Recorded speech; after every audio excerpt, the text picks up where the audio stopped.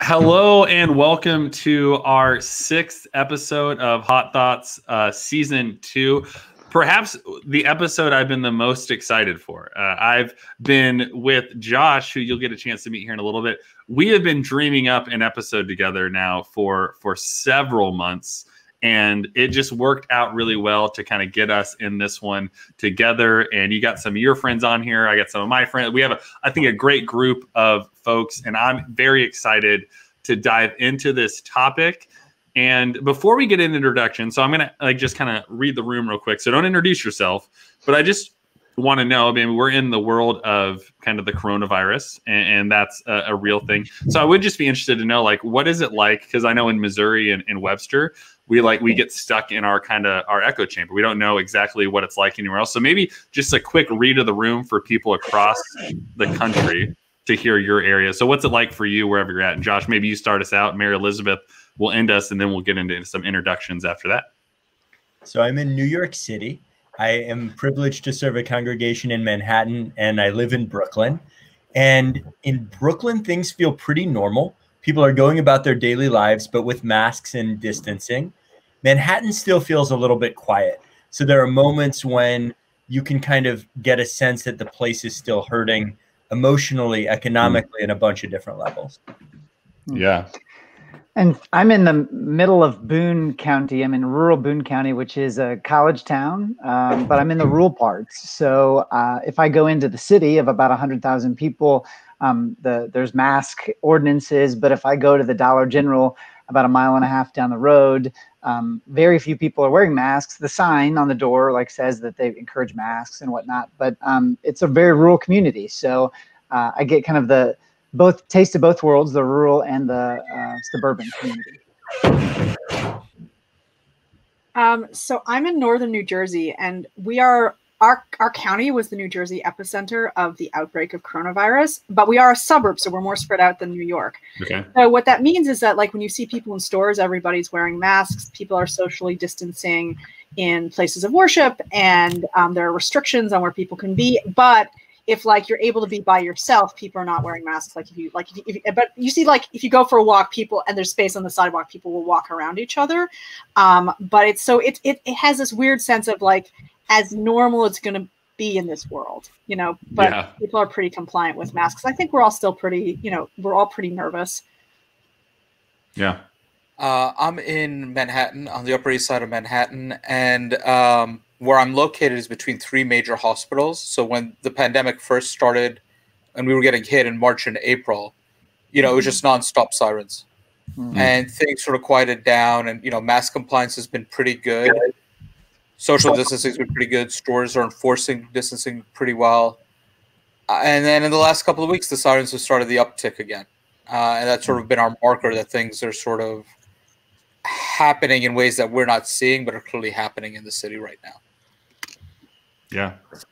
So I am in a suburb of St. Louis, Missouri, and we have a real sort of dualism that's happening. So if you're in St. Louis City proper, it feels very strange still. There's a lot of small businesses that have gone out of business. People are wearing masks. They're very spaced out.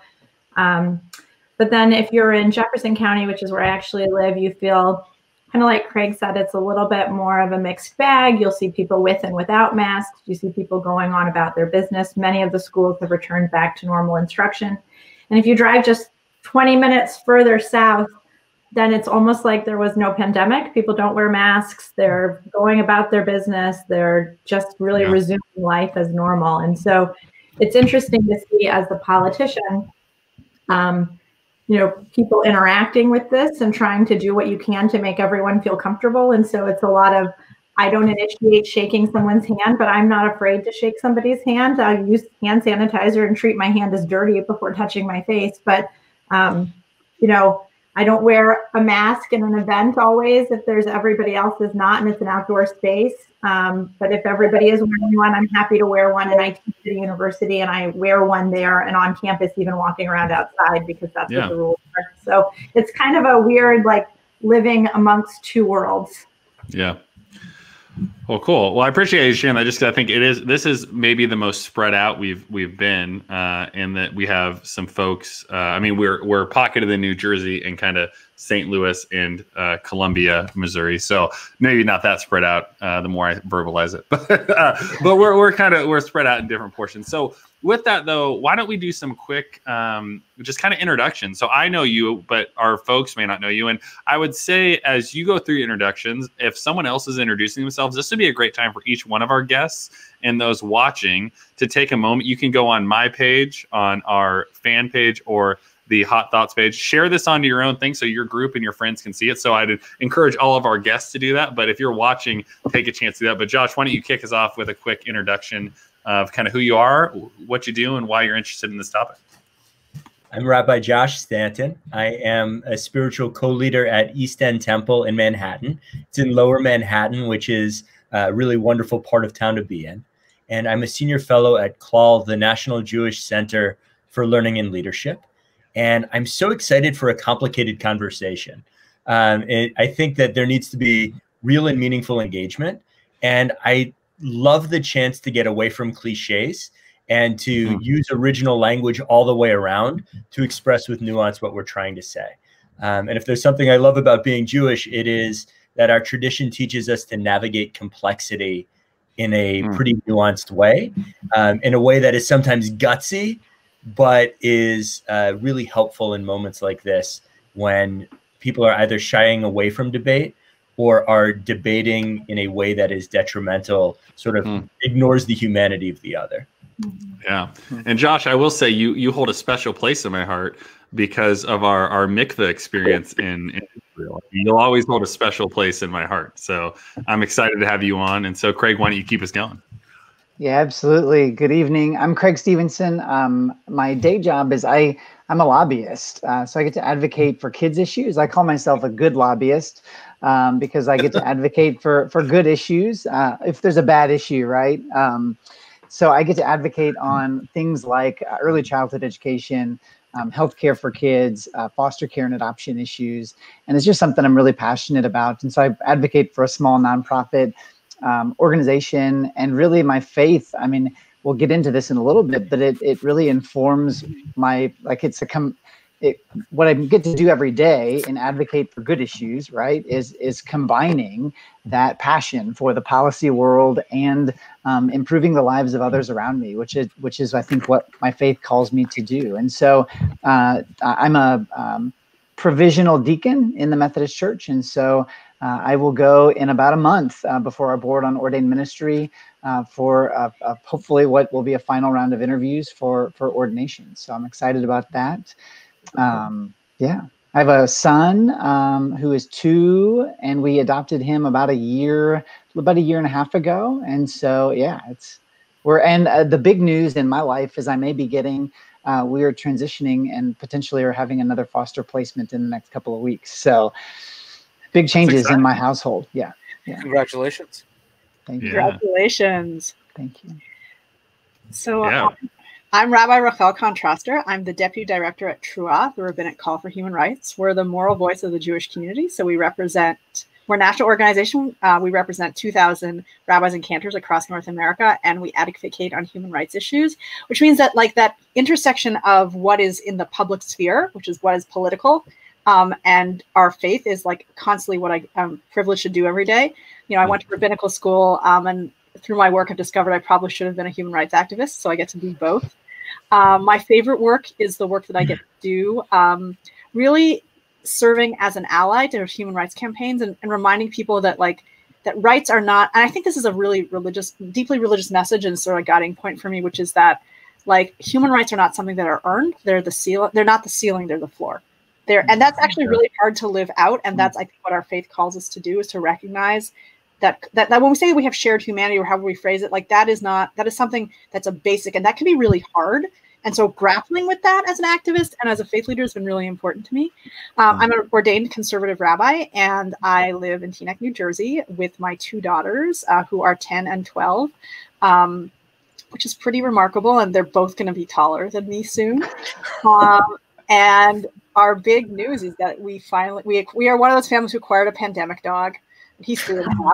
and certain and we haven't quite figured out what his favorite human rights issue is, but he's learned to recognize this is so cute. Like, he knows it's Friday night, and if he doesn't get challah, like, he starts to bark at us. So he's made himself right at home in the family.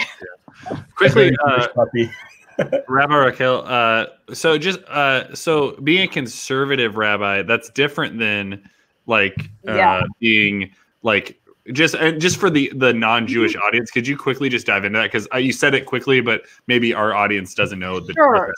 So a conservative rabbi is a denomination of Judaism. It's kind of the centrist denomination, so to speak. But what that kind of means is that we tend to be more ritually conservative, but we tend to be more theologically open. And I think a lot of that's changing. I think we've been described as the Episcopalians of Judaism, so that might be for those people. I thought that was us.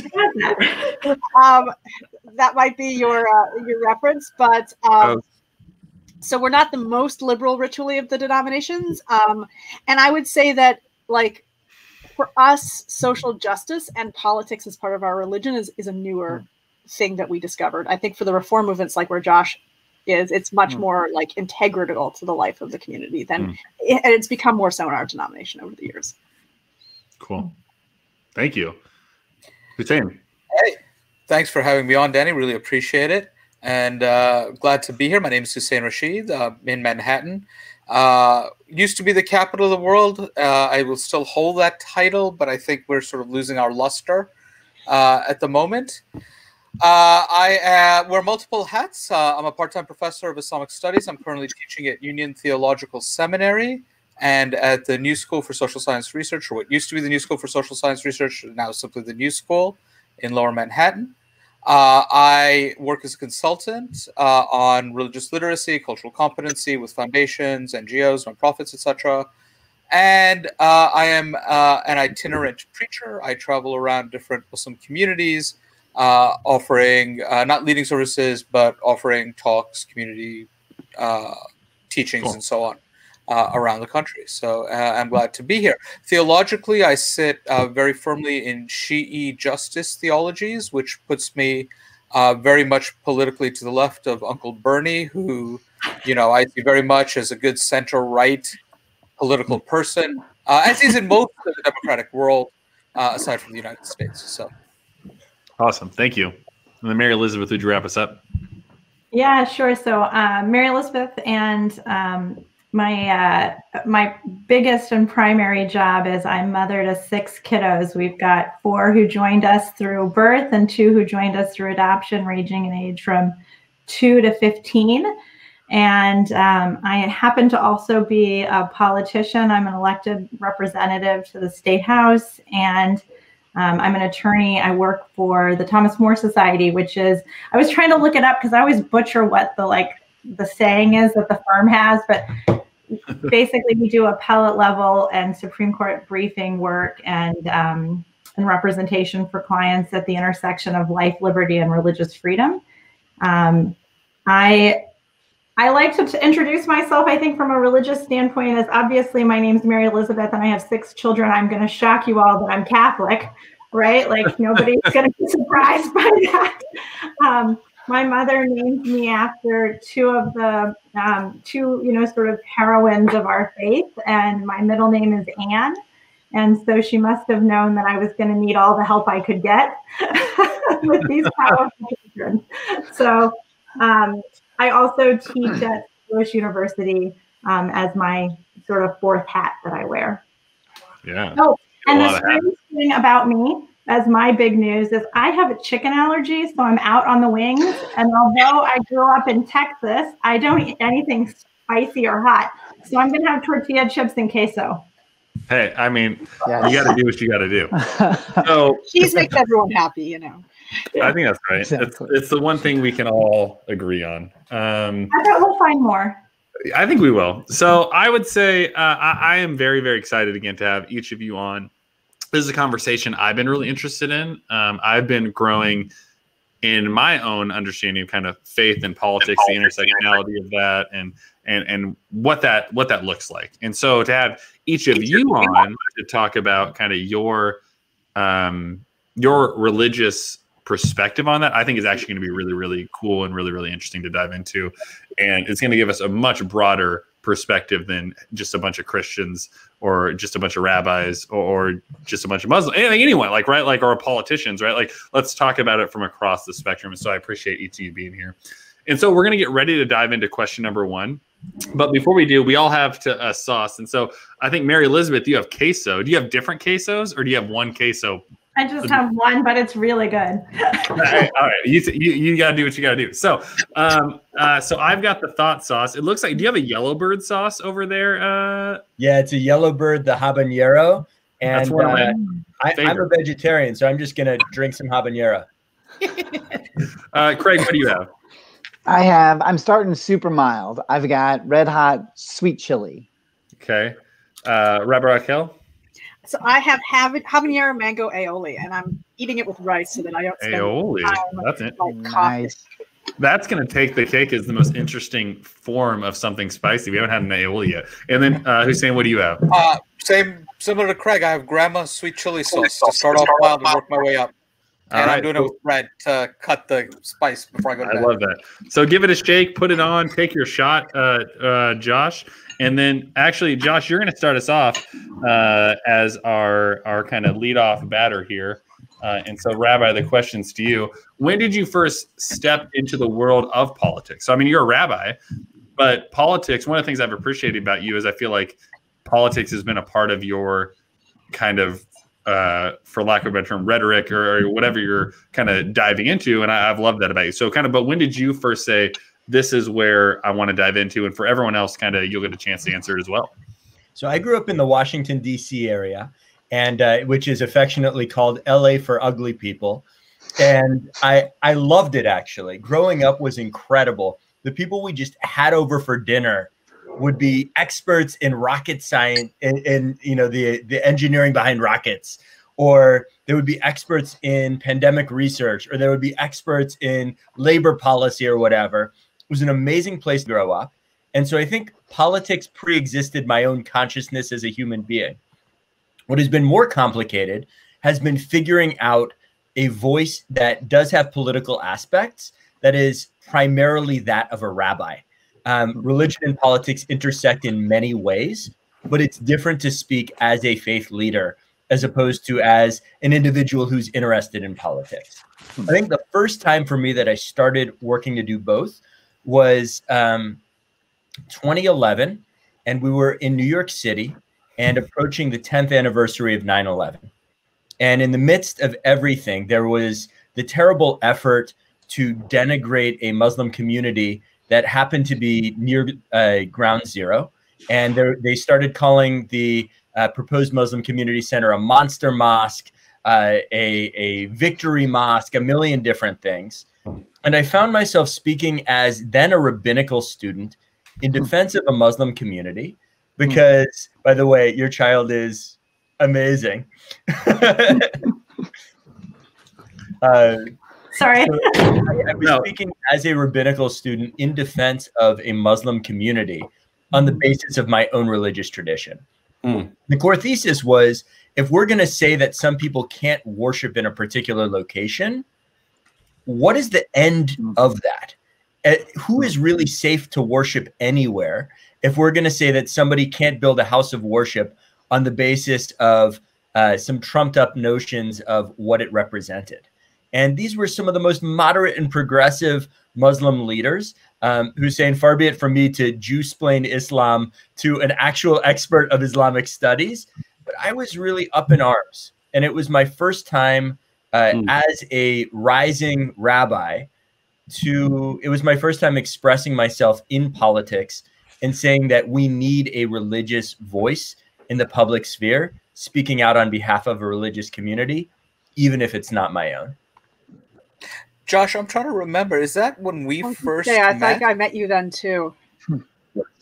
Yeah, I think that's when you arrived in New York, was that moment. And now you've just been making our life hell ever since. In a good way. Josh, quickly, how long, I mean, you mentioned this, you're like, you said up and coming or whatever the phrase you used was, but so how long have you been in ministry as a rabbi, just quickly for those watching? I've been a rabbi for 7 years.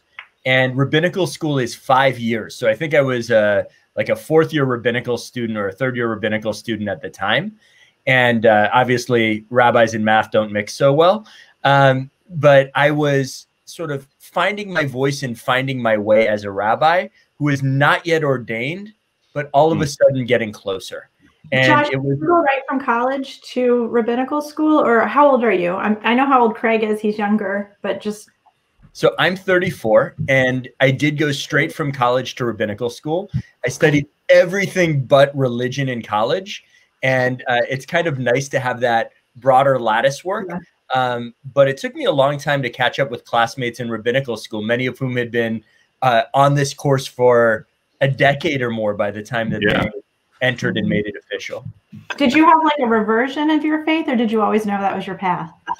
So interesting story there. The director of religious life at Amherst College, the Reverend Dr. Paul Sorrentino, an evangelical pastor, now identified as a non-denominational pastor because of the unfortunate confluence of religion and politics in some areas. He was the one who saw that I was very deeply engaged in Jewish life and asked me if I wanted to actually become a rabbi.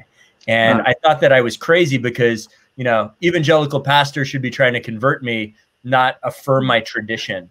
And this is someone who stepped out of all of the molds that I had been taught and cared about me and was, I think, manifesting in a theological way, love for his fellow human being that transcended any desire to convert me to his way of viewing the world and humanity and God. So I am forever indebted to him. I just spoke with him last week, and he remains a mentor and a luminary in my life. That's awesome. That's such a that's one of the reasons I love Hot Thoughts is like finding out more things about the people I love, like you, and finding out more about your backstory. So I appreciate you sharing that. So, Craig, would you dive into this? I mean, you're a lobbyist and a clergyman. Right. How'd you dive in? So, Josh, I was listening very intently, but I kid you not, guys, there is a massive fly that I've been taking pictures of that's on my sauce. And so if I kid you not, so I have a picture. There's like a combination of political conversations and flies. It's like a common theme right now. So politics is like a fly on your hot sauce. Right. If it lands on my face. You're the one it was attracted to of all six of us. I don't know. Anyway, so I was listening intently, but quite distracted by the irony of the fly. So if it lands on me, don't let it sit there for 2 minutes. Like say, hey, Craig, it's there. Like brush it away. But so my entry into politics goes back to high school. I don't know. So I went to Washington, D.C. for like a youth leadership conference thing. And I came home with this crazy idea as a junior in high school to petition my school board to have a student representative on the school board. And so I did my research. I asked the superintendent and the board president and made a pitch. And 6-1, they voted to give it a shot on a pilot basis. And so I was the first one in Rolla. Our school board association didn't know of any others in Missouri at the time. So I don't know if that makes me the first or not, but first official one that's like promoted it at least a little bit. And the cool thing is 15 years later, or 14, 15 years later, there's still students that are serving in that role every year. And it's grown. There's other districts across the state that have a student. It's a non-voting student representative. And so that was my first step. And so what's really cool now is I sit as a local elected school board member myself in my community. And so I get to kind of, I just love it. So that was my first step into the political world. I was successful. And so I'm like, well, shoot, I was successful at 16, then I can do whatever I want in the political world. Right. So yeah. Awesome. Cool. Rabbi Raquel. So this is a really interesting question. You know, I would say two things about my background. One is that although I was born in New York, I was raised in Canada, and religion and politics are not as much intertwined in Canada as they are here, which I think it's hard to see if you are American, but just how much both on the left and the right, you know, like because we have, you know, it's more clearly part of right-wing discourse, but it's also true on the left. It's just not part of what it means to be a politician and to talk about issues in Canada. At least it wasn't when I was growing up. And so I was that person, and which therefore means that faith communities don't talk about it there to the same degree. And so I grew up as a person who was interested in politics, but I never really thought about it as part of my religious life. So it's funny, people now look back and they're like, of course you became, and my dad, who was also a rabbi, became a very prominent Jewish environmentalist. So like, it seems obvious that should be what I grew up to do, but it wasn't. And I was that person who was interested in politics. And right before my 4th year of rabbinical school, I had the opportunity to come work at Trua, which is I've been a rabbi now for 12 years. I've been at Trua for 13. So this is all I've done as a rabbi. And, but I had the opportunity to come to work at Trua for our campaigns fighting US sponsored torture, which is really political and really, like, this was 2007, was really a chance to think about the ways that faith intersected with sort of like our deepest questions as Americans. And for me, it's actually, you know, as someone who was becoming American, I was in New York on 9/11 for a long time. I identified as a Canadian New Yorker. To get up, so first of all, to get up in front of audiences and say, this is against our American values to do this, really turned me into an American in a way that I don't think I anticipated. But also to actually have to think about those political issues wearing my rabbi hat and to be able to articulate what it meant as faith leaders to speak out against moral wrongs was really important for my spiritual development. I think I went to rabbinical school to learn I should have been a human rights activist. And, you know, at a certain point, I kind of I was able to distill my theology down to like, I had my 3-point theology I could say with a straight face, which is I'm not sure there is a God. Every human being is created in the image of God. And this work is holy. And like that for me is where this work all comes together. And I think that should inform the intersection of religion and politics, that sense that this work is holy and that human beings are sacred. And then I just have kept doing it because that's really, I think it's so critical that given how important faith is in American politics, it's important that faith voice be diverse and be represented across the political spectrum. And so that's really, and I also think when you work with campaigns and with issues who really understand that faith communities are places of organizing, they're not just going to ask rabbis and imams and priests to get up and like give a prayer, but they're actually going to try and organize people to make change and to make change out of faith communities. And that's been very inspiring too. Yeah. And Raquel, I would maybe just add what I have found in the activist world is, and that intersection between clergy, if you will, and being an activist, is they look to us as leaders. And oftentimes I think too often faith leaders shy away from it and say, that's not something I'm interested in going down. Yeah. Well, it's certainly, it's been interesting for me. I don't give sermons a lot. I belong to a synagogue. I'm not the rabbi of a synagogue. My synagogue has like 30 rabbis in it who don't work at synagogues. But my husband, when I do give a sermon, my husband is actually like a great audience because he wants to hear that sermon. He wants to hear how his faith informs the world that is around him. And since that's the only kind of sermon I know how to give at this point, I can only give social justice sermons. It's really good to bounce ideas off of him. But I think you're right. They want to know how these pieces of their lives intersect. Well, we're gonna bury the lead a little bit. So we're gonna get to that question a little further on how does faith inform politics? And so we got to tease it out a little bit. We can't get right at once. So Hussein, for you, I mean, when did you first step into this? So when you first set us this question, I actually read it a little bit differently than how other people are responding to it now, which is, I think politics and being political are two different things. And so I read this question as, when did you first become political, or when did you first step into a political life? And for me, being a man of color in the United States, it's from the moment I was born that I was political, because there is so much about the way society is structured to favor white Protestant Christian males. And I only fit one of those boxes. I don't, growing up, I wasn't solidly middle class either. So the two things that I had going for me was that I was male and I was cishet. And so those things were working in my favor. Other than that, things just weren't geared towards me. And you sort of grow up with this consciousness.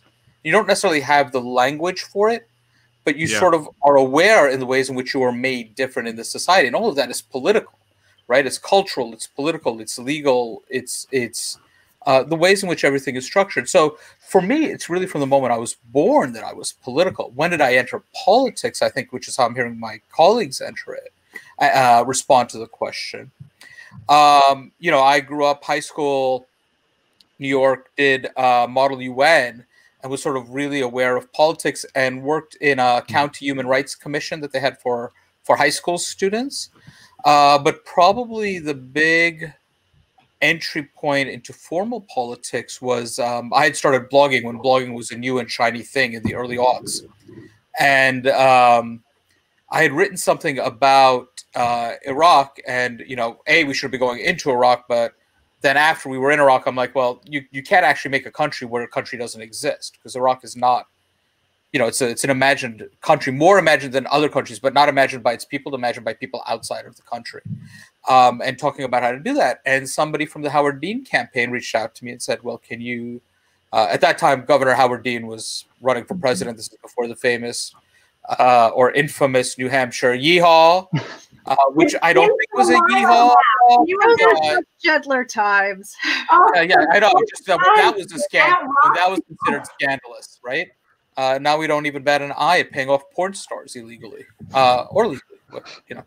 But so that sort of became my formal entree into politics with a capital P. But I would argue that I've always been political. Yeah. And I think, you know, and I think just very quickly, someone rushed in. I'm going to paraphrase him here. He has this quote where he says something along the lines of, "Racism is not my problem. Racism is your problem. I'm simply the victim of it." And I think that sort of helps me understand a lot of my political understandings. Yeah. Cool. Thank you for sharing that. I really appreciate that.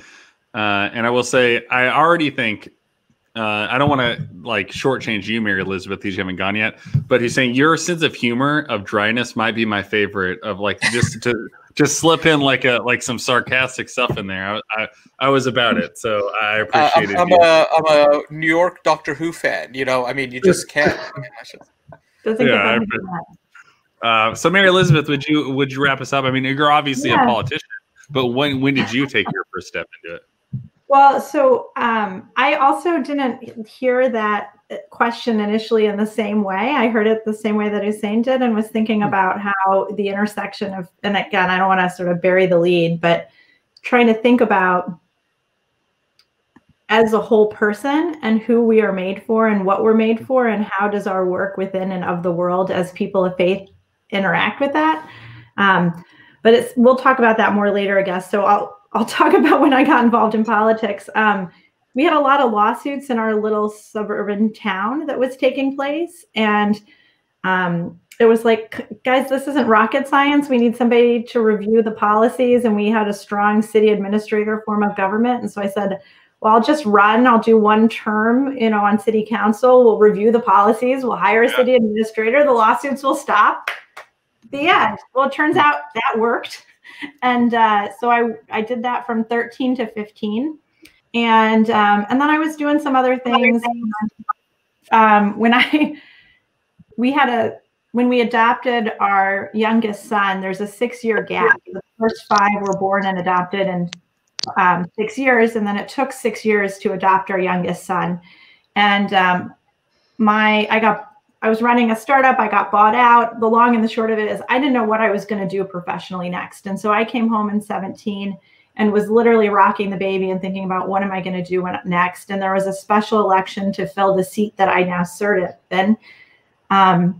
We had a really weak Republican candidate and lost that seat. And it became a national talking point of the tip of the blue wave that was happening in this, you know, suburban Midwestern seat even is losing Republicans. And I thought, we just had a bad candidate and like, whatever. And I kind of put it to the side. And then we were at a function, a benefit with some friends. And we saw that a guy I'd served with on city council said he was going to run, and Phil's a really nice man, but not a Republican. And then we had the guy who just lost. And it was like, well, if these are the only 2 who are running for the Republican nomination, then I could do a better job than those guys could. And so my friends at the table kind of egged me on. And I thought, yeah, I'll go and file. And so Tuesday morning filing opens. I drive down with my baby, wearing him to file to run for office, and came home and said, "Hey, Chris, look what I did." And he's like, "That's great," because he knows who he married. And then you won. and ended up winning. And so that was basically, I kind of got mad and thought the guys couldn't do that great of a job. And that's how I ended up a politician. I love that. I think that's great. Well, this is so again, someone commented on this earlier in the comments, and anyone watching, please comment because we can see them, put them on the screen. A great way for us when we get to the Q&A to be able to put those on there. But someone said they were appreciating the diversity of, someone said like they're part of their family's Jewish and part of their family is like conservative politician, and they were just like very excited about the kind of makeup of what we got going on here. So with that though, we're going to dive into our second question. But for those that have a second sauce, what do you got? I got the Holy Ghost Revival, which someone sent me based on they just sent it to me a few weeks ago. So what do you got, Josh?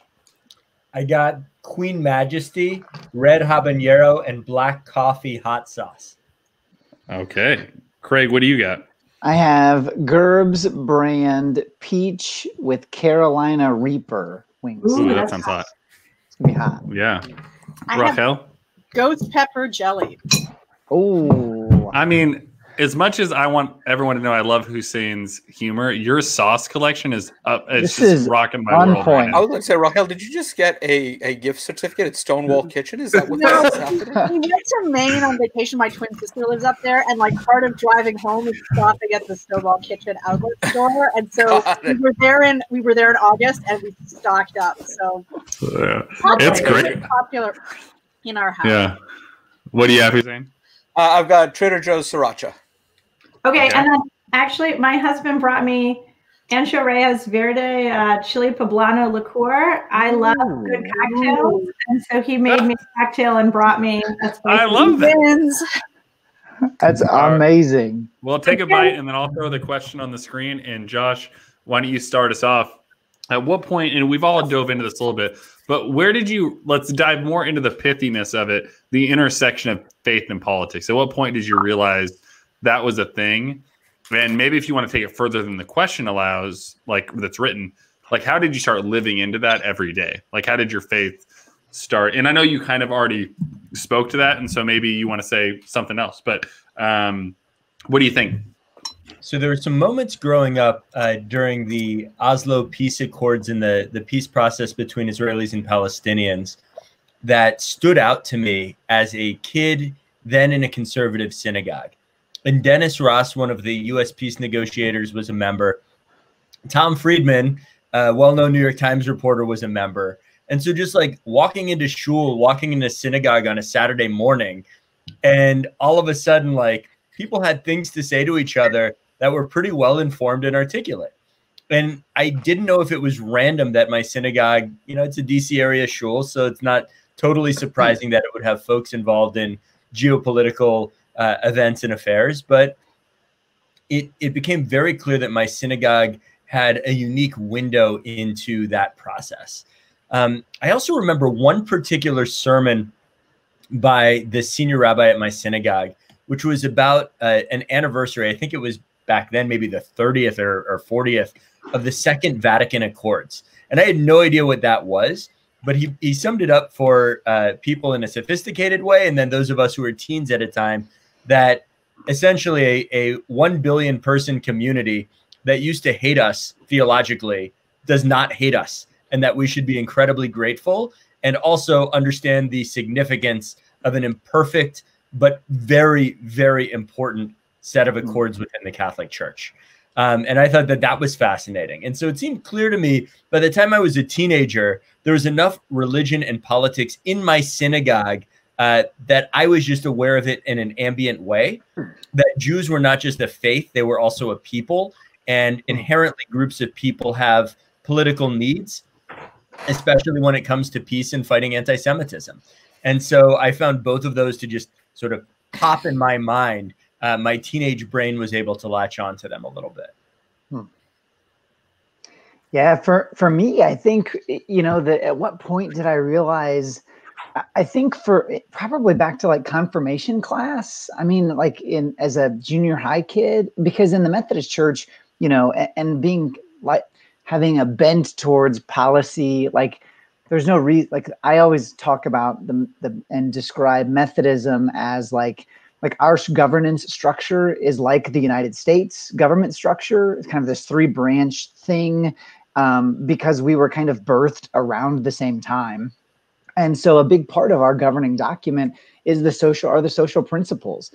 And the social principles are that social justice arm of what we do. And so for me, I thought, well, gosh, I think at the time, how do I apply my faith? Well, I do it through our social principles. Oh, that makes sense. And so like at that point, I think it's when I had the aha moment. And then as I got older, I recognized like my passion and interests were in the policy political world. And so it kind of seemed to make a lot of sense. You know, for a long time, I denied, I denied my call to ministry and thought that I was going to be in laity for a long period of time and be in leadership and laity. And at one of our Methodist convenings, I had 3 pastors who knew me at 3 different points in my life. They said virtually the same question. Hey, Craig, when's the last time you've been really prayerful about like going into ministry? And I was like, holy cow, like, okay, you all don't know each other and you're asking me this question, like I must consider it. And so I think at that point, I became much more intentional about recognizing and naming and also acting on the how politics and faith come together.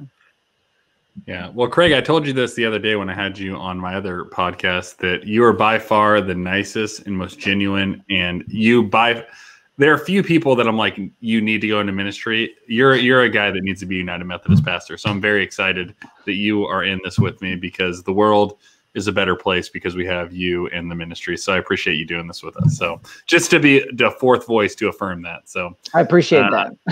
Yeah. Rabbi Raquel? So that's an interesting question. I feel like I'm constantly being surprised by the intersection of my faith and my politics. And first of all, I think for me, given that for Jews, it's not just about belief, it's often about behavior and belonging. I think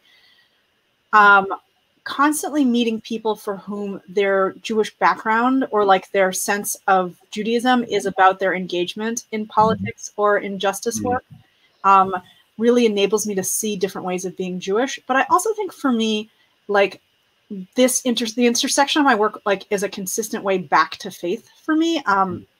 As someone for whom had kind of a strong faith as a teenager, and then had a very complicated relationship with God because of the Holocaust through, I would say, like my teenage years, still very observant, like traditionally observant, but like still like grappling a lot with faith. That finding a way to live out my Judaism authentically through the work that I do is constantly surprising. Like I joke that I only pretend to be a rabbi, but yet that this brings real meaning and enables me to really engage with the teachings of my faith as someone who is, you know, like, I think I always wanted to be a rabbi. And so I didn't really grapple with things until I was older, you know, which often people who go into ministry, it's the reverse. First you grapple and then you become a leader. And for me, it's been the reverse. And it's interesting, you know, I joke that my Facebook feed is like 3 things. It's like cute pictures of my children, pictures of protests, and cute pictures of my children at protests.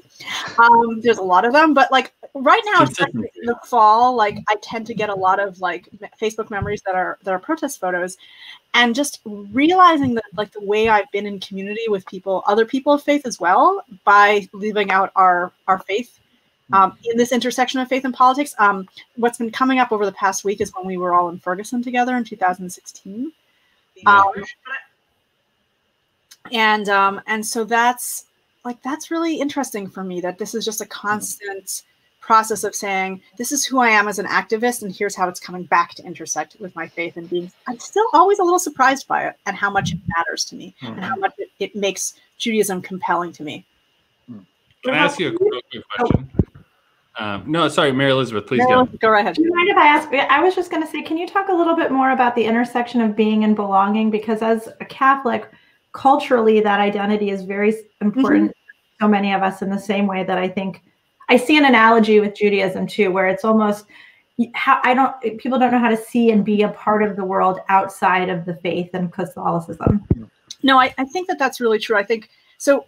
My professor, the late Rabbi Neil Gilman, talked about that Judaism was the 3 B's: belief, behavior, and belonging, right? And that weren't the same for everybody. So for some Jews, their Judaism was about their behavior, and for some people it was about their belief. You know, Judaism doesn't have dogmas, but it does have beliefs. And some it's about their sense of belonging to community.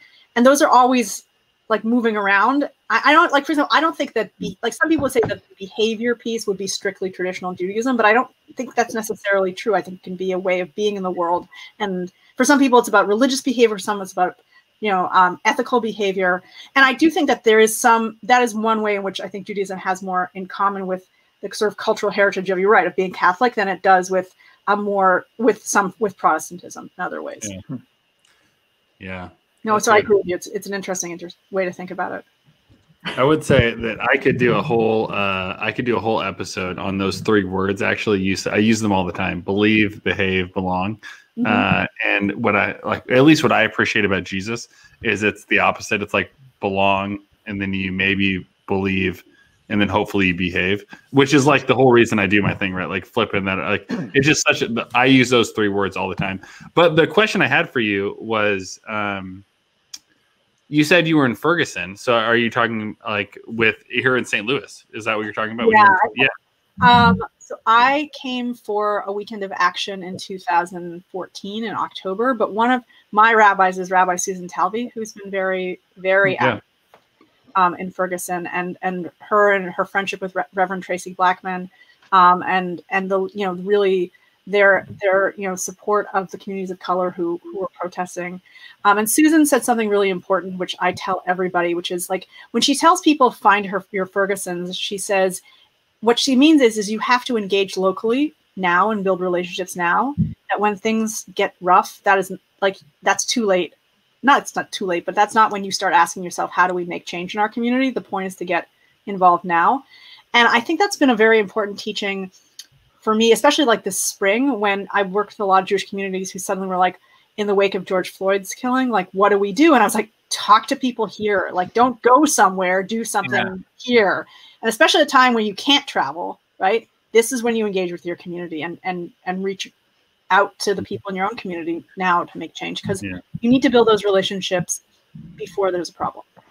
Yeah. So I love that you say that, because one of my colleagues who's a dear friend is Rachel Prouty, who represents Ferguson, Florissant area. And she constantly talks about how angry she is that her community has become a verb for dysfunction, and that, you know, people don't think about going to other communities that are broken. They think about staying in their own communities and fixing them.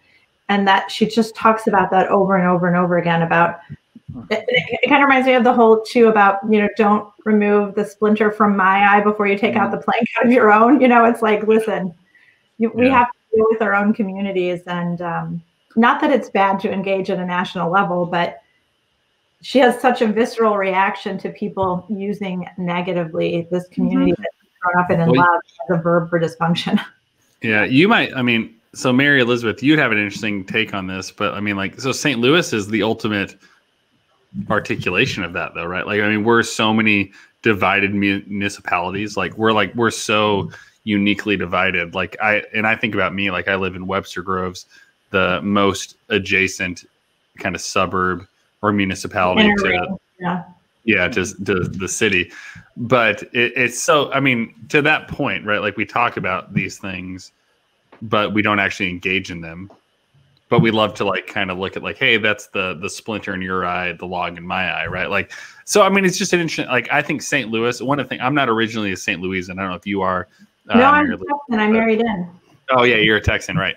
So it's, and I don't know, so maybe you have the same kind of glasses I look at. Like, it's an interesting world where we have, like, actually, like, not to use a politically driven term, but we've kind of gerrymandered and municipalityed our way to, like, being the city that we are. And, like, yeah, certainly our political subdivisions, we have a unique thing where the city of St. Louis isn't part of a county. That's a really unusual sort of way to create jurisdictions. And I do think that is the tiny lots and lots of little municipalities is an interesting thing. But my takeaway has always been that St. Louis has such an undeserved, self-imposed inferiority complex that I find such a beautiful, welcoming city. And it's true that we do have our own problems, but as a family that's multiracial, we have just been, I mean, there is no way to overstate how many beautiful communities have allowed our family to be a part of their communities and their families. And so I'm a bit of an optimist, and we've jumped over Hussein in this conversation. So I'm sorry, I'm taking your. So before we go to Hussein, actually, so Raquel, do you have any other things? We kind of cut you off before we didn't jump to Hussein. So do you have anything else to add? Oh, I'm fine. Okay, Hussein, do you have anything you want to, just from yours? I would love to hear your thoughts on your first point. You realized that intersection, and then Mary Elizabeth will wrap up with you. Mary Elizabeth, thanks for realizing I jumped over, but it felt like a totally natural extension of the discussion with Raquel, so I didn't feel out of place. I didn't feel put out at all, so thank you, though, for recognizing.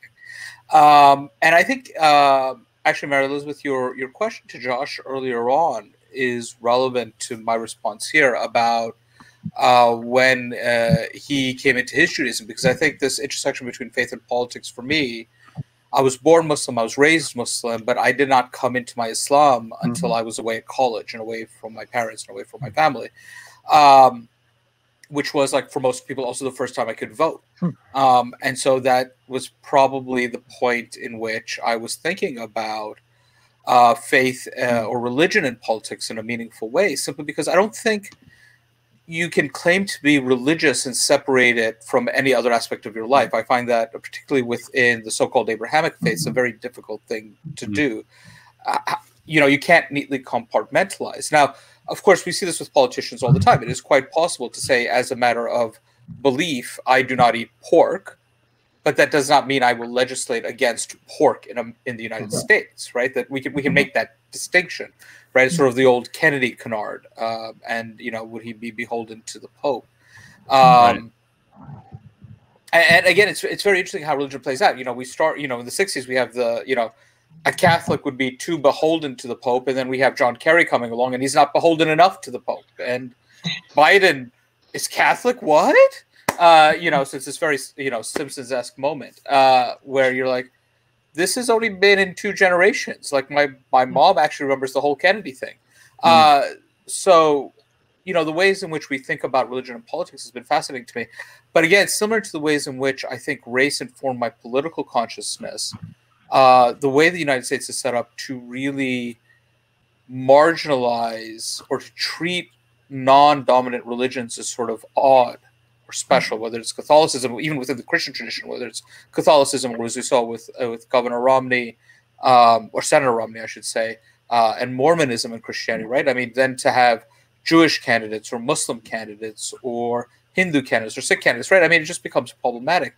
And even in the best, most liberal situation, right? So in New York, we have off for our winter holidays, and then we've decided we should give off for the Jewish holidays and for the Muslim holidays. But we're not recognizing that the winter holidays are in fact the Christian holidays, right? So even in recognizing, this quote unquote religious equity, it's still saying, well, this is special. It's not really religion, but we're gonna give it. And so that question of religion and politics has always been part of my mind, because I don't think you can neatly separate it, and I don't think we can ever step away from it, no matter how much people say, there are no religious tests. There are practical religious tests, even if they're not legal religious tests. So, that connection has always been there for me. And growing up in a tradition where the stories you hear are Moses and Jesus and Muhammad and Hussein, how do you not think about justice? And how do you not think about equity? And how do you not think about questions of capital and racism in a theological way?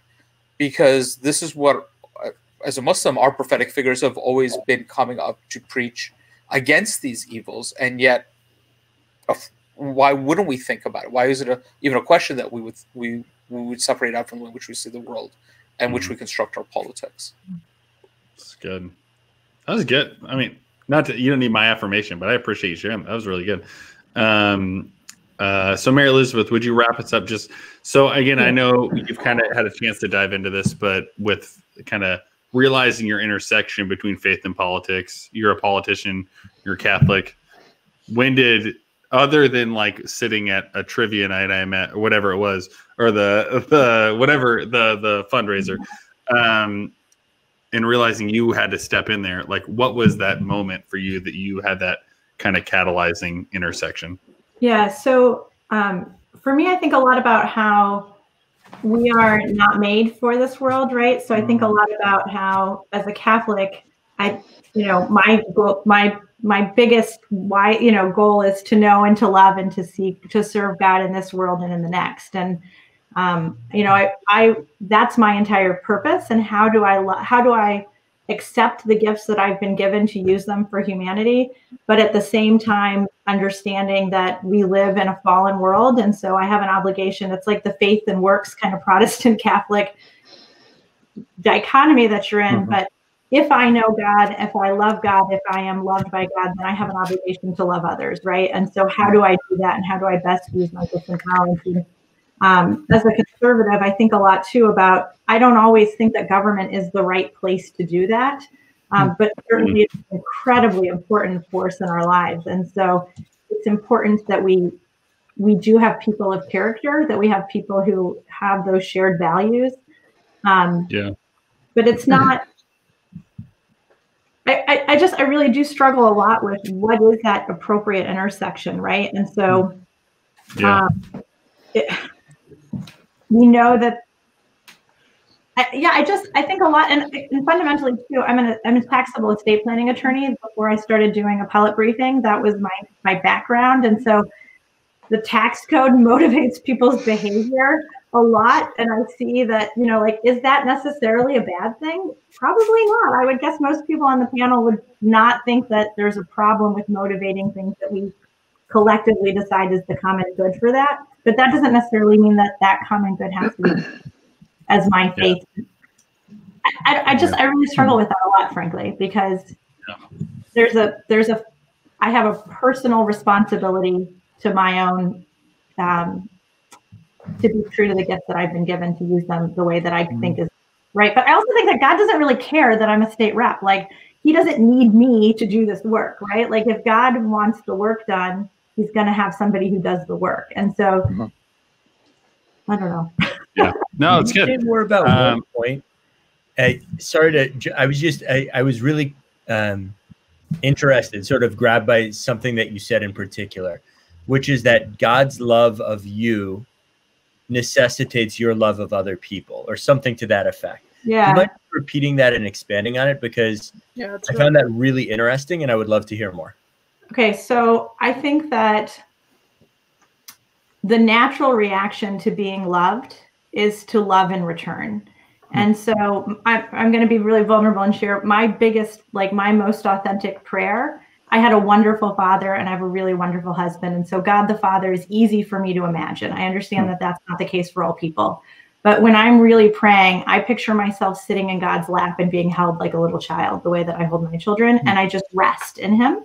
And you can't go from that feeling of envelopment and love and not have an obligation to love others, because that's the natural reaction to it. And so there's a thing that I struggle with, probably the heresy I struggle with the most, is that I have to somehow earn God's love. And of course, that's impossible to earn God's love, because it's the creation can never sort of earn the love of the creator. You are inherently loved. And so you have to have kind of this sort of disconnect between self-reliance and acceptance. And that if, to the extent that I'm able to accept his love, that's what needs to be motivating the work that I do, and not trying to get the gold star so God will love me. Mary Elizabeth, that resonates so much with my own understanding of my own religion, in that, a lot of the work that I'm called to do is often voluntary. within the community. And it's the attitude is always you do that because God loves you, or I'm Shia, so there's a very strong Shia theology that parallels, I think, actually very closely to Catholic theology. Oh, you muted yourself. You muted yourself, Hussein. There you Thanks. That mirrors Catholic theology to a certain point, which is, God loves us. God has given us guidance through the Imams. The Imams love us. And therefore, it is incumbent on us to reciprocate that love to all that God and the Imams love. So all of creation, mean, first and foremost to yourself, but then to your family, then to your community, and then to all of creation. And so it has to be, it's not that I am necessarily struggling for that love or to earn that love. The love is given to me, but for me to truly appreciate it, it has to be reflected back out. That it is a transference and reflective process rather than a consumptive and absorptive process. Yeah, and if we believe that others are made in the image and likeness of God, then the natural reflection of the extent to which I'm able to accept God's love, that is manifested in my ability to love others. And I'm an imperfect, pretty sinful person, and so I'm really limited in my ability to do that. But that's sort of the struggle is to accept that love so that I can then not so that, but then, as you sort of love more. Yeah. Well, I will tell you, just both your conversation, Hussein, and Mary Elizabeth, I love like kind of the riffing a little further on that. But also, I'll tell you the same thing that someone said to Craig. I think, Mary Elizabeth, maybe you might just be a pastor in preparation, right? I mean, like, I love getting a chance to like hear you preach. Well, we don't have women priests, so I'm good. Well, maybe you're not a Catholic. But that would make me. No, I'm definitely a Catholic. Sorry, go Raquel. You can say something. No, it's okay. It's interesting, Josh. I wonder how you feel like it's always interesting to hear people talk about their faith in terms of love language because it's so foreign to the Jewish language about God, which doesn't mean that we aren't in an intimate relationship with God, that we don't want to crave a close relationship. But it's just interesting for me to think about that as informing faith because it's just not, and that's not it's not strictly true. I know Shai Held, for example, has written a lot about this recently, like trying to reclaim a Jewish language of love in our theology, but it's often difficult for me because it's not how I want a closeness with God, but that type of I'm just struggling with it a little bit because it's not how I relate. So therefore I don't relate it to how I relate to other people too. So So this is new for me, right? So I came from a parish that was incredibly filled with the Holy Spirit, pretty emotive. And then I got to college and I was fed intellectually on the faith. And I loved how everything ticked and tied in the Catholic faith. But I went through a period where I felt absolutely nothing. And I thanked God that I wasn't a religion that relied on my feelings because feelings are so fleeting. And I thought, I'm thankful that I don't have to feel anything to worship. I can just go and know that I'm doing it. And that meets it. But as part of a reversion that I've had or a deepening of my faith, and probably in the last 18 months has been that sort of visceral prayer, physical. Hussein, jump in real quick. You were about to jump in. Josh, go ahead, and then I'll point the question to you, then I'll jump in. I think that my experience of Jewish tradition is that the causal relationship runs the opposite direction, as in many Christian denominations. So action inspires belief rather than belief inspiring action. And so I often, when I take an action, be it political or social or just being a good human being, it often makes me ask big cosmic questions that make me feel spiritually connected, that make me a believer per se, whatever that might mean. And speaking to a lot of Christian friends, it tends to be you work a lot on your relationship with God. And through that relationship, you learn the actions you should take. And so it just, I think the emphasis is different. Like in Jewish tradition, you are supposed to act in a certain way. And there are very specific guidelines in terms of how one should carry themselves. And then through those actions and the habituation thereof, maybe you will feel something. Maybe you will connect in a big way. So it's just an interesting way that plays out. And I think it's manifesting here.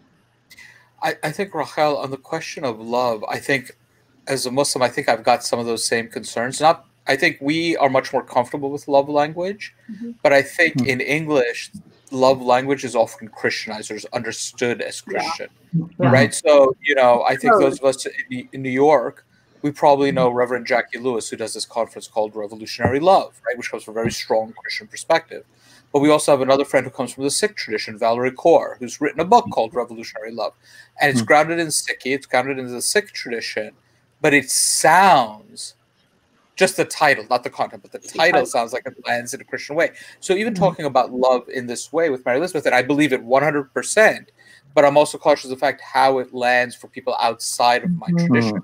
And the language we use, you know, so Muslims believe that God has these 99 attributes, and the two attributes that are most cited in the Quran, and these are attributes that we should think about manifesting in the world, Rahman and Rahim, which come from the same root, Rahma, which is often translated as mercy and compassion, but it's also the same root for the word for womb. It's protective, generative, creative, right? And all of that is love language as well, but it's a different type of love, I think, than perhaps the Jesus loves you type of language that we might be more accustomed to hearing.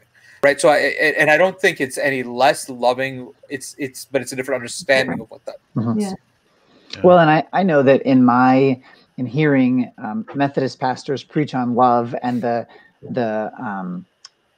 going back to the original language, like English, talking about love, English is so horrible because we don't have, like, love can mean one of 80 different things. And so that makes it even more complicated in our language. But I was going to just comment real quick, and I know Danny probably wants to move us along. No, you're good. Keep going. But Josh, I really appreciate you kind of talking about this action, making people believe. But I think something that I know we struggle with in the Methodist kind of branch of Christianity is I think people think that's enough. Like, people think if I act and I believe, that's enough. Like, they don't. I struggle with, how do we challenge Christians to dive into the scripture? How do I challenge myself, who's an extrovert, who like doesn't want to be alone in scripture? How do I challenge myself to do that, or be in silence and in prayer?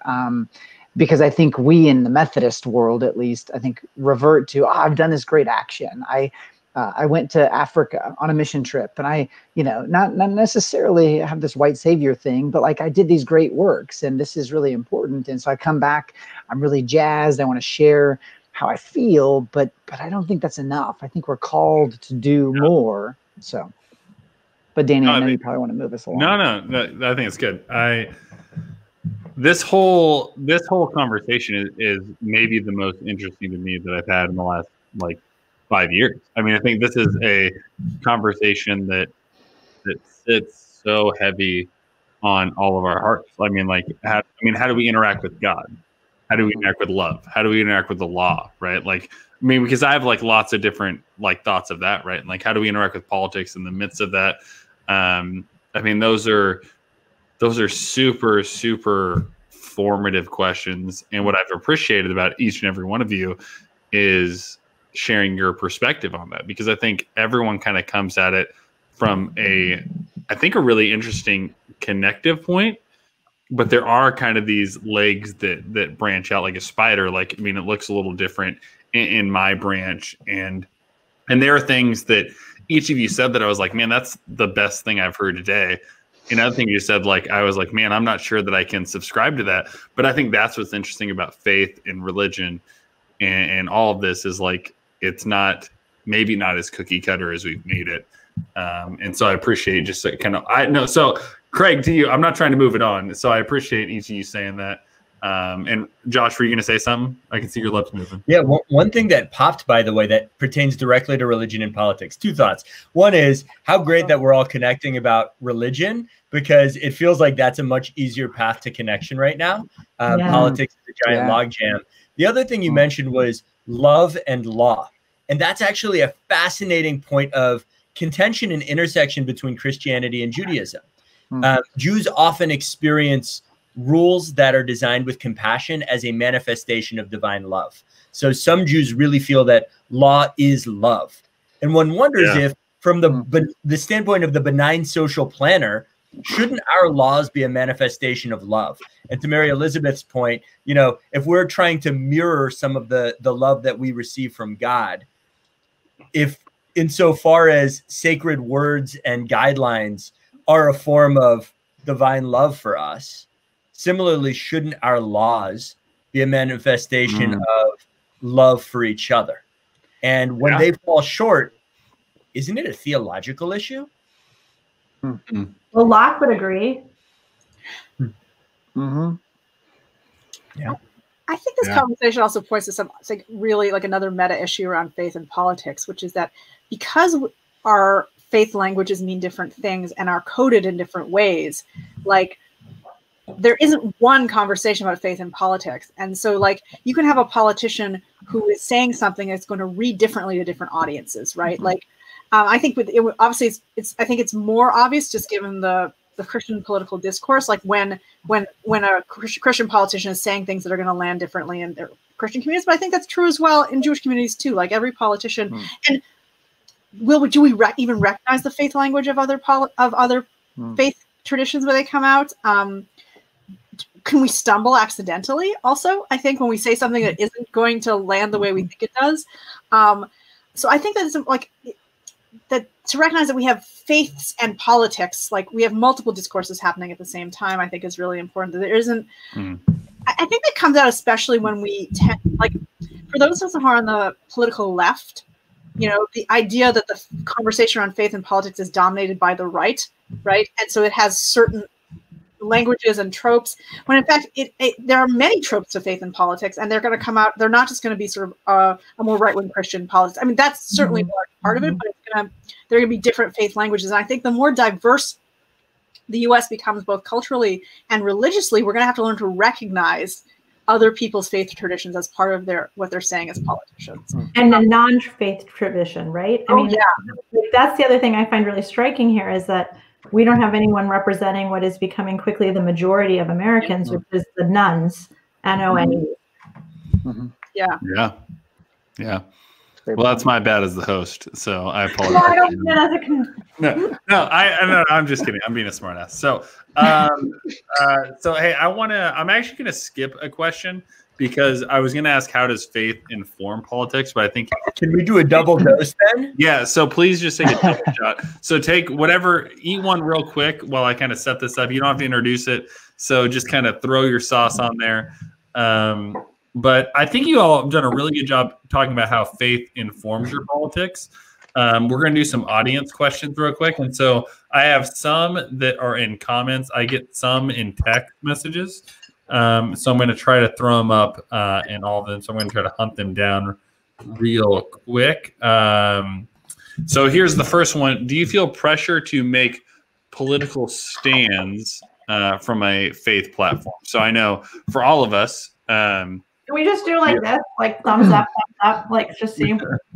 No, well, so this is the Q&A is different. I don't want us to. We're not getting on order this time. So kind of the popcorn this one, and I might interrupt us with a different answer or a different question. Sorry, but so do you feel that pressure? So I know for me, I mean, I'm wearing like a matters is the minimum shirt. You know what I mean? Because I think Black Lives Matter. I think lives matter.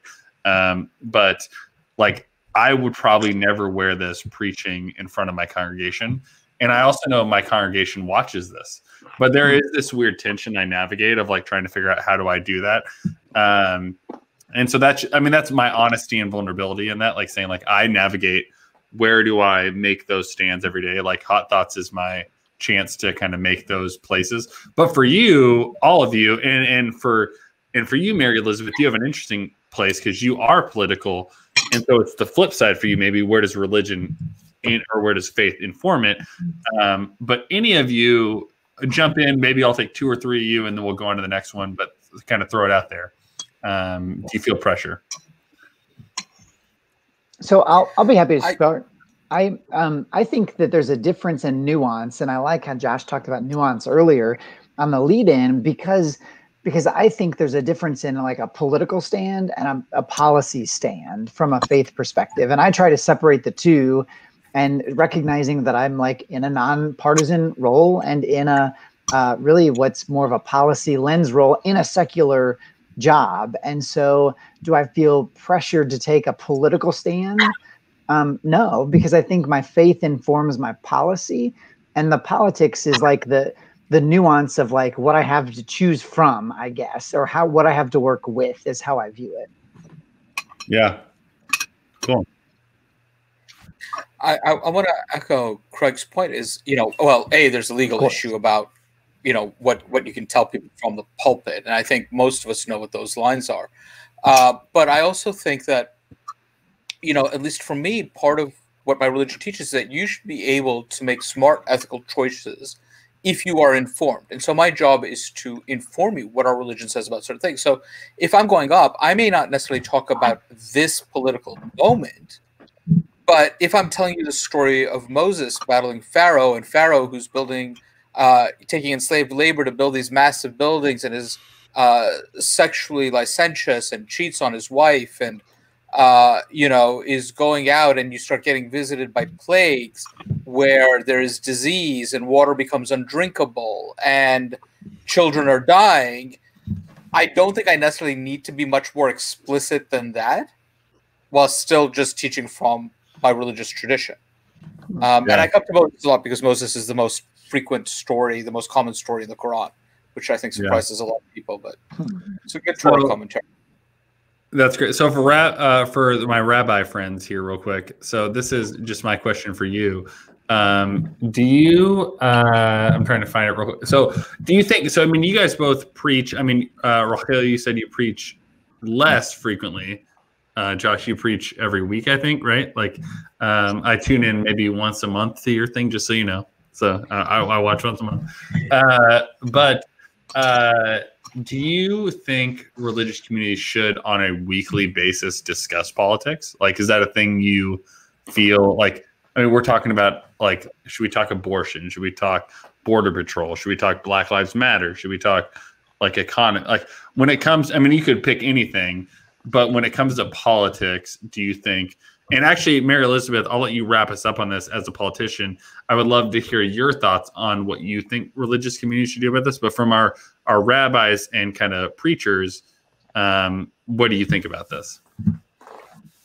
So because I only preach a few times a year, I get to be a parody of myself. And so I've discovered that, like, when I get up, people are expecting a policy sermon. Right. Like, that's what people are expecting, the Torah that they're going to hear from me. I think it's really important to speak to it. I think people should not burn their communities out. Right? Like, if the only thing that they're hearing week after week is a political message, they may tune it out. On the other hand, I've heard complaints on the opposite side that people are only in the spiritual and they refuse to talk about, like, I think sermons should reflect the fullness of congregants' lives, and this is the world they're living in. The one thing that troubles me is I think that after working, because America has become so tribal, right? People's party affiliations predict probably the most about them. And that what used to not be seen as contentious issues to speak about from the pulpit when I started this work are becoming contentious issues from the pulpit. And that worries me because it says to me that it just shows how much things are becoming politicized. And then how much that then it becomes, well, you're offending me because you're talking of, not offending is not the word I mean. So that worries me. But we definitely, I definitely think people should talk about this, but yeah, I get to be the parody of myself. I had the pledge to give a sermon, but I had signed up weeks in advance. But I ended up giving the sermon last summer, the week after President Trump called American Jews who didn't support him disloyal because of Israel. And I was like, well, I'm about to give the most controversial sermon ever given in my synagogue, but everyone is still talking to me, so that's good. Yeah. Actually, so Rabbi Josh, before you go, Craig, I did cut you out. Do you have any thoughts on this? I mean, you're also a kind of Christian, like, clergy person. Do you have any thoughts on this? No, I'm happy to chime in later. Josh, go ahead. Okay. I'm just wondering for all of us if medium is everything. So a lot of the spiciest things I say are in study sessions where people can respond to me. So that way it's not a personal affront that they have to sit and listen to me talk for like 7 or 8 minutes about something that they adamantly disagree with, but they actually get to respond in real time. And I find that somehow enables people to cool off. Yeah. So like, you know, Jewish tradition says a lot about abortion, saying that, you know, a fetus is not a human life. It is a life, not a human life. And that the well-being of the mother unambiguously supersedes the well-being of the fetus. That is not necessarily something I want to give a sermon about, especially as a white man who does not have a womb. And at the same time, facilitating a conversation, even if people really disagree with me, usually if it's, you know, there's a give and take and it's discursive, you can have a more civilized conversation and a more loving and respectful one. And I think that holds true for a lot of issues. The most recent, by the way, being when Trump got sick, a lot of people I know were like, serves him right. And I was like, I really think that as an individual, putting aside the politics, he is a terrible human being. Like he is someone who brags about assaulting people. He is engaged probably in multiple felonies. As a religious person, I would not deign to have coffee with him. And at the same time, it does me moral damage to wish him ill. And so that was a position that actually irritated people because I was not cheering for the physical downfall of our president. I was saying that, wait, that's actually crossing a line that is bad for you as a human being because it cultivates a lack of empathy. It cultivates the worst parts of ourselves. And so feel whatever you're going to feel, but don't like stand up and cheer and get worked up about it. I did that a little bit online, and then I also talked it through with a bunch of people so they could respond and describe the feelings of anger and outrage at someone who has so grossly lied and mishandled a pandemic, and why a sense of anger and outrage might feel appropriate to them. And so we got to talk it out. And that was, I think, a very different format than a sermon on the subject, where I'm sort of speaking on behalf of the community in some sense. And that would have been a really painful message to give from the pulpit, even the Zoom pulpit. Right. Well, that is interesting too, though. Like, I mean, to understand, and this is actually a thing that I wish preachers of every faith maybe understood more, was that, like, if we believe God is like a loving God, like if that's the kind of the crux of our God, like even the most irredeemable person, which any political party could pick their irredeemable person, like to say like, man, like I can't wish ill will upon that person. Like I really want to God love. Someone posted a post the other day saying and this is from a Christian perspective, but like Biden's created in the image of God. Trump is fearfully and wonderfully made. Like Camilla is and then whatever. Every person had like a thing from kind of like the Christian perspective, and probably the Jewish perspective, honestly, like it's probably from that same book. But it was just interesting to me to be like, to be a person that follows God, like you can't really be like, I want you to demise, right? Like that's it. That is an interesting perspective that I think and again, I said this to y'all before we went live, like my greatest hope was people understood their faith matters in this. And if the crux of faith is love, I mean, that does shift things a little bit. So Craig, you were going to say something, and actually Hussein and Mary Elizabeth, I actually do want to hear your perspectives on this as well. So Craig, why don't you go, and Hussein and Mary Elizabeth, you wrap us up. Yeah, Danny, no, I think you're spot on. I think that, when I think about this, I think about grace and this intersection of grace and politics, and it like pains me right now to see because I'm a policy, I would rather policy pass than, I don't care who gets the credit. I don't care who's in power. It doesn't matter as long as we're like moving things along the spectrum. Like we know that we're made in God's image in the Christian faith. We know that in my faith that I didn't deserve God's grace, and yet I have God's grace, and that I likely won't be perfect in this world. And so I think some of those things all inform how we can move things along in the policy realm. But I think the root of it that you kind of just barely touched on, Danny, is grace. And we just don't have, there's not grace in the discourse today. And I appreciate you mentioning that, of kind of Yeah. Cool. Yeah, appreciate that. Hussein, do you want to add anything real quick? And then Mary will just really quick. We've talked a lot about being created in God's image. The language we use is being created in God's likeness. We don't necessarily talk about God's image because that implies that we can understand what God is or physically is. The likeness is the ethical and moral commandments that we are to make manifest in the world, I think, echoing what everybody else is. So it is not a description that we are created in God's likeness, but it is a prescription that we are created in God's likeness. And so now go forth and do good. Yeah, that'll preach. That's good. I have all these thoughts. So first, I'd like the record to reflect that we made it to 1 hour and 19 minutes before we mentioned abortion. So well done, team.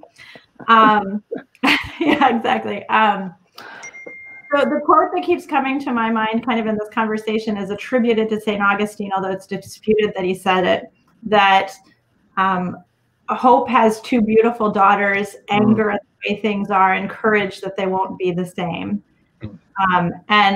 Or to make them not the same, or I'm butchering it. And I think about that a lot when it comes to how do we move forward and what is the faith prescription.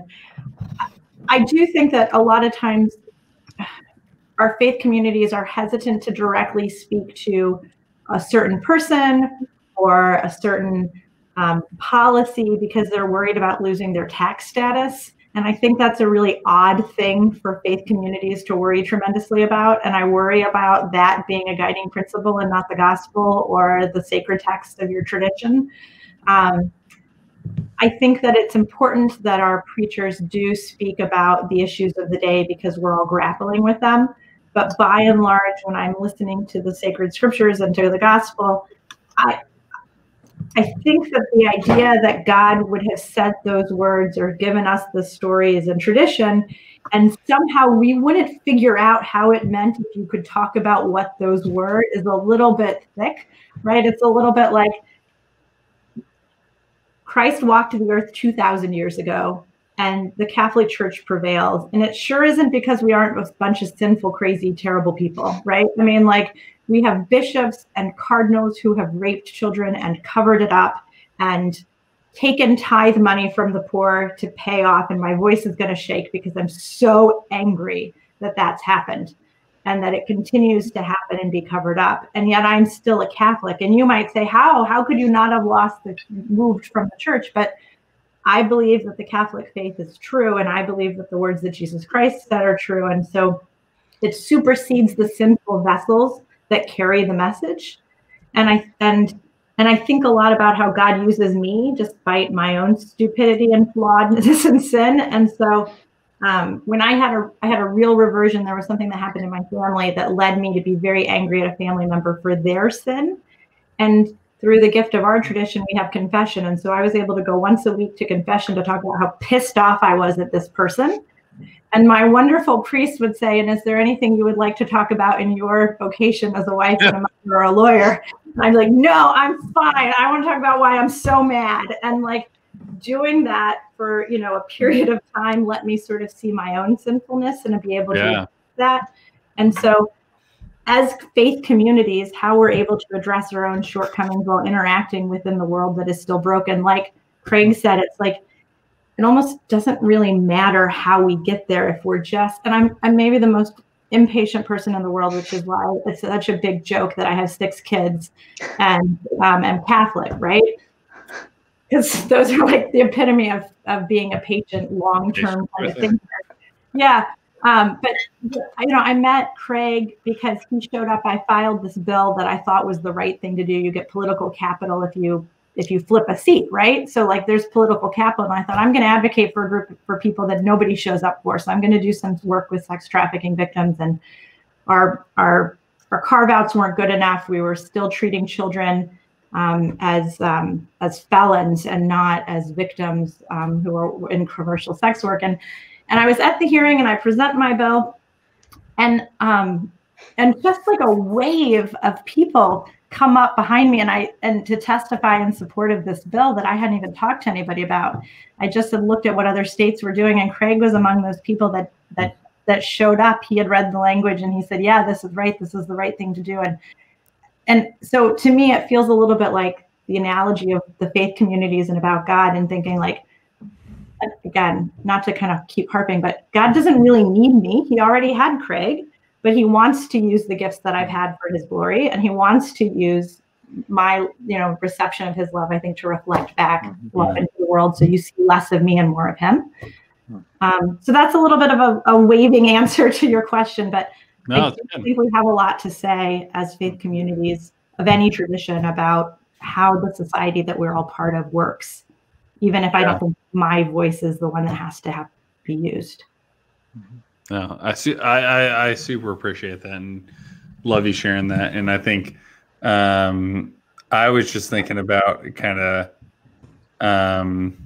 thinking about my sermon. I just like you kind of trigger this within my own kind of perspective. I just preached a sermon last week on Habakkuk, kind of one of the minor prophets, which in kind of the Hebrew Bible, like in for the Christian faith, like the Old Testament, right? And so, and I find it really interesting, like his, like he pushes so hard on God, but also waits very steadfastly for God. And like, there is like such an interesting dichotomy of like, I'm going to push really hard. I'm going to like say like, hey, here's kind of where I'm at. Here's kind of my frustration. Here's my whatever, but I'm also going to wait for you to respond. And from my kind of Christian perspective, I mean, it was so, I love Habakkuk is by far one of the least sexy books of the Christian world. And I think Habakkuk. Oh. It's a mix how it said it. I don't know what that is. It's one of the minor prophets. Oh, who that is? Excuse me. Well, like all the small books, it's like translate that. It's translated as the Apocrypha. In Christian Bibles, it's translated as Apocrypha. Thank you. That helps. The Apocrypha. No, Habakkuk's not in the Apocrypha because the Apocrypha doesn't include things that are in the Jewish Bible. Mm-hmm. There's a different definition, I think. I mean, Hussein, you're the one with the PhD from Harvard. I thought Habakkuk was in the Chab part of Tanakh. No, he's in the part. There's like 12 minor prophets, and he's one of them. I think Apocrypha is differently defined in different places. So is he in? So I'm going to say Habakkuk, but what do you? Close enough. So do you? Is he within your like kind of the Hebrew Bible, and like is he within the kind of like the Muslim scriptures? No, we don't have him at all. So we have at the end. Do I have him in the Catholic Bible? You should. Welcome to your new favorite prophet. The Jewish Bible, the middle section, which is all the writings, include the historical prophets, which is like Samuel and Kings. And then there's then you have the longer books of the prophets like Hosea, and then you have what are called minor prophets, and they're all small books. Like that's where you have Jonah and Micah and all the really small ones. I knew all those guys. I just don't know. Right. He just got the funniest name, Yeah, well, I will say that again, like maybe for any of our friends that haven't read his book, I actually think very, very interesting, like processing of what it looks like. I mean, essentially, it's like this poetic lamenting to God, right? Like, I mean, it is such an interesting navigating of all that, and so, but I'll get off my horse of Habakkuk. And I'll navigate from that. So for our last question, I wish that everybody could see our chat right now because it's actually really great. Everybody's teaching me what I don't know. I think I've never had a Britannica quote dropped in the private chat before. I'm just impressed Britannica still exists. Like they haven't folded. Maybe they changed the definition yesterday. My favorite comment within our private chat was Craig's That's the Protestant Christian pronunciation. That was my favorite comment. I got your back. I got your back, Dane. I felt like I was doing justice, and I dropped the ball. So, but the final question that I have for you is, so take your final sauce and take your final wing, whatever it is, douse it. I have a hot one over here, and so take your bite. And here's what we're gonna do. And actually, we're gonna go in reverse order. Mary Elizabeth, we're gonna start with you. Josh, we're gonna end with you. How can we navigate the intersection of faith and politics with a greater level of passion, faith, civility, and love? So I think the willingness to engage is the first piece. I think that so many of us are taught not to talk about money, sex, religion, and politics, and so we don't have the words to talk about those things. And so the more we do talk about them, the better we get at it. But I also think that one of the things that would surprise people about my service in the state ledge is that we agree on more than we disagree, and that when you think about values and you think about kind of basic civic stuff, we have don't misunderstand. We have important policy disagreements in faith and politics, but that doesn't mean that we can't find common ground on the underlying values. And so I think keep talking. Yeah. Hussein? I don't know if I have much to add to that great answer, Mary Elizabeth. I think I will turn more anecdotal than analytical, which is growing up in New York, and New York Republicans, like Massachusetts Republicans, tend to be a different beast to the National Party. Sorry, I didn't mean to use beast, because now as we've talked about religious language, I don't mean beast with a capital B. I mean sort of like rhetorical, different breed of animal. But I had through college quite a few Republican friends, and at a certain point, it shifted from being disagreements about policy to doubling down on investing in the denial of people's humanity, right? And I think that that's where we started. Rachel, I think you used the word tribalism, is really where I felt it started becoming dogmatic and ideological, and really a substitute for religion, right? That political identity became a substitute, a replacement to religious identity. But people couldn't leave their religious identity, so they justified their politics through their religion, or vice versa, their religion through their politics. And I feel, that's where I really sympathize and empathize and want to reinforce what Mary Elizabeth said, which is if we start from a position of recognizing our common humanity, where does that get us, so that we can talk about policy, and if we can see how policy denies somebody's humanity, how do we rethink that policy? Yeah. Raquel? Yeah, this is an area where I'm very pessimistic, because I think that people's basic humanity has been politicized. And so I'm not sure if the answer is both that we have to recognize the points about how much we agree, right? And I think that's important, but also learning to disagree better. But also, I think we are in a moment where people are calling disagreements denial of people's basic humanity. And I think that's an important thing to hear, even if you disagree with it, because I think it helps us understand why the stakes are so high for certain people at certain issues, and that's not that those stakes aren't just high on the issues that you care about. What I would like to see is us move past our tribalism to find the spaces where our shared religious language help us find agreement on the things that are existential threats, like climate, which should be a shared value of our religions. But I don't know, because of the tribalism, I'm very pessimistic about where we're at right with this right now. So I defer to the optimism of my co-panelists. Yeah, I appreciate that honesty. Craig, what do you think? No, I appreciate that honesty too, and I would be an optimist, I think.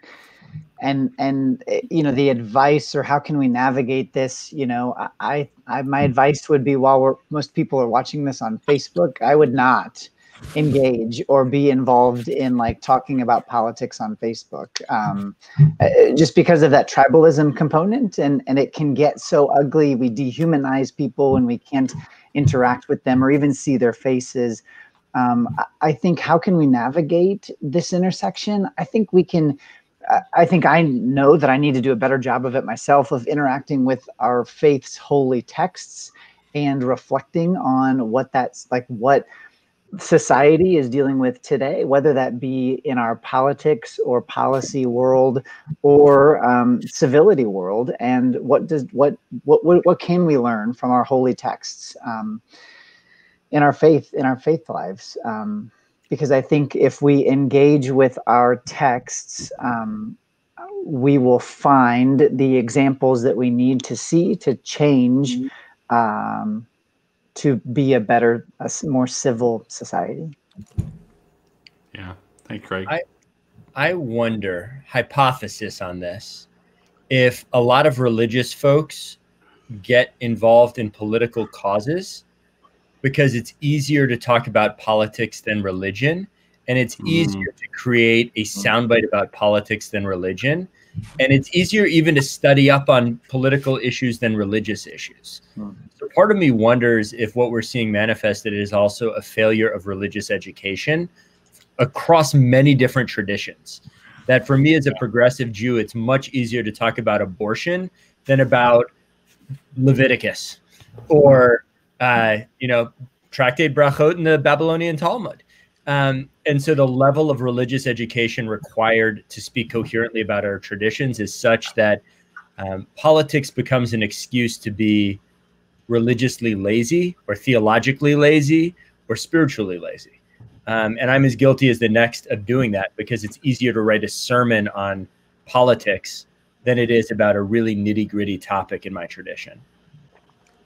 Yeah. Man, I would say just from the five of you just getting a chance to like have a conversation with you, what's my favorite thing about this is, and maybe you would assert this, how often do you get kind of an eclectic group, a diverse group like this out here talking about that? I mean, we have Republicans and Democrats. We have Christians and Muslims and rabbis and Jews. We have pastors and lay people. And so, I mean, it's pretty eclectic and diverse. And so I appreciate you. I appreciate all of you engaging in this, because for me, like, again, what I want to be able to see at the end of this is my friends who are irreligious understand that like any of the things everyone said here have value, and that politics have value, and that we have an opportunity to kind of intertwine the both in a way that is not enmeshed, like in a negative way, but a way that is really really fruitful. So I appreciate all of you. I will give you this, and so we'll go Josh, Jameer, Elizabeth, just kind of a final word. In a sentence, maybe word is unfair, but do you have a final thing you just kind of want to say before we wrap us up? This is the first conversation in a very long time that has given me any optimism about a coherent vision for the country going forward. Craig? Yeah. Oh gosh. I think you said it amazing, Josh. Yeah. I got nothing. Yeah. That's great. Yeah, let's go.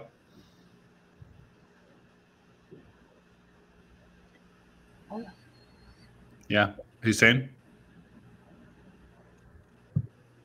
I keep thinking about the Serenity Prayer. I think that's where I would leave us at. Give us the strength to change what we can, and to know what we can and move on. Yeah, Mary Elizabeth, final word. No, I think that the conversation was really beautiful, and I don't think there's anything I have to add to it. Cool. Well, I appreciate each of you being on here. I just want to add kind of my excitement for you being here and kind of my blessing upon this time. And we'll wrap it up. But friends, we expect and hope to see you back here next week for Hot Thoughts Volume 7 of Season 2. But friends, why don't you say goodbye, and we'll see you guys back here again next week.